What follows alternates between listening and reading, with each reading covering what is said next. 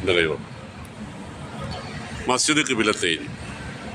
ഇതാ ആ കാണുന്നതാണ് മസ്ജിദുൽ അഖ്സയിലേക്ക് തിരിഞ്ഞിട്ടുള്ള ആദ്യത്തെ മുസ്ലിങ്ങളുടെ ഖിബിലയായിരുന്ന സ്ഥലം. അതിൻ്റെ പ്രതീകമായിട്ടാണ് ഒരു മെഹ്റാബിൻ്റെ ചിത്രം അവിടെ കൊടുത്തിട്ടുള്ളത്.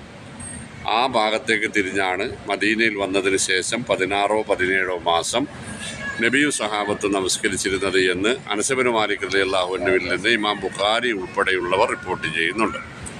ഒരു അസർ നമസ്കരിച്ചു കൊണ്ടിരിക്കുന്ന സമയത്താണ് ഖദ് നറാ തഖല്ലുബ വജ്ഹിക ഫിസ്സമായി ഫലനുവല്ലി എന്നക ഖിബലതൻ തർളാഹ ഫവല്ലി വജ്ഹക ശത്റൽ മസ്ജിദിൽ ഹറാം എന്ന സൂറത്തുൽ ബഖറയിലെ ആയത്ത് വരുന്നത്.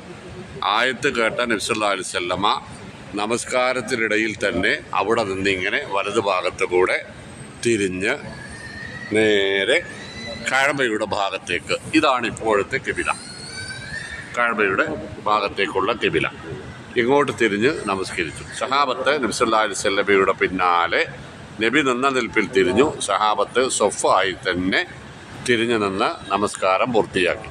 അപ്പോൾ ഈ നമസ്കാരം തുടങ്ങിയത് മസ്ജിദുൽ അഖ്സയിലേക്ക് തിരിഞ്ഞും ഇത് അവസാനിപ്പിച്ചത് ഇങ്ങനെ തിരിഞ്ഞ് കഅബയിലേക്ക് തിരിഞ്ഞുമായതുകൊണ്ടാണ് ഒരു നമസ്കാരത്തിൽ 2 ഖിബിലയിലേക്ക് തിരിഞ്ഞു എന്നതുകൊണ്ടാണ് ഈ പള്ളിക്ക് മസ്ജിദുൽ ഖിബിലത്തൈൻ എന്ന് പറയുന്നത്.